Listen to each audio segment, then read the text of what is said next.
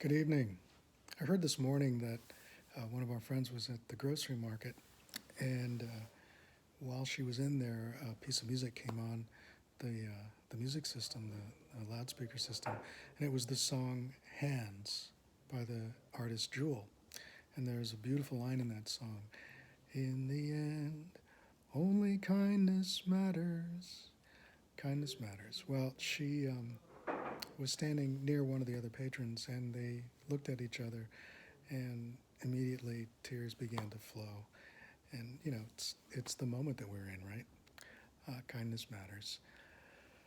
Well, I began to think, what can we do with our hands today um, to show kindness?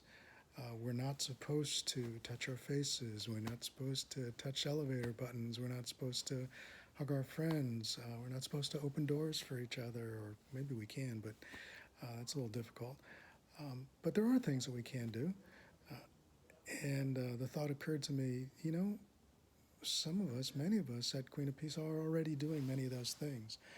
Um, Many of you are using your hands to make sandwiches to feed those who are hungry, the day workers, the homeless. Many of you are using your hands to dial your phones, to check in on your neighbors. Others are using your hands to shop for others who are too vulnerable to go out on their own.